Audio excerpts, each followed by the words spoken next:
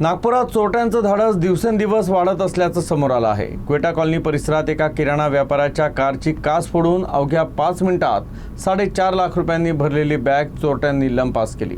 विशेष म्हणजे ही घटना वर्धेच्या परिसरात घडली आणि ही घटना सीसीटीव्ही कॅमेऱ्यात कैद झाली आहे। पोलिसांनी गुन्हा दाखल करत आरोपींचा शोध सुरू केला आहे। ही घटना नागपूरच्या क्वेटा कॉलनी परिसरात घडली। वर्धमान नगर येथील 51 वर्षीय किराणा व्यापारी आसाराम तलरेजा यांनी आपली Maruti Swift car Naresh dairy समोर उभी करून किराणा माल खरेदीसाठी दुकानात गेले होते। व्यापारी अवघ्या 5 मिनिटांसाठी कारपासून दूर असतानाच अज्ञात चोरट्यांनी कारच्या चालक बाजूची काच फोडली आणि पुढील सीटवर ठेवलेली रोकड असलेली बॅग घेऊन पसार झाले। या बॅगेत सुमारे 4,50,000 रुपयांची रोकड होती।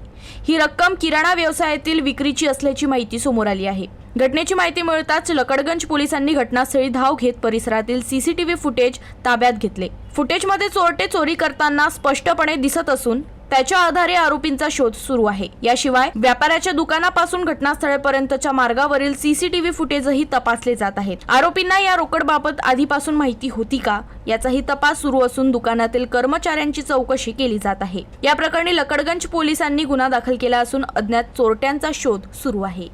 स्विफ्ट कार होती, त्या कारच्या पाठीमागून 2 अज्ञात व्यक्ती आले आणि कार लावलेली होती।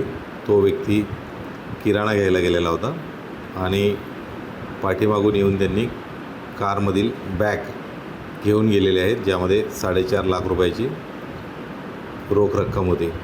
त्या अनुषंगाने आमचा DB स्टाफ आणि सर्व पोलीस युनिट वगैरे त्या ठिकाणी तपास केला आहे।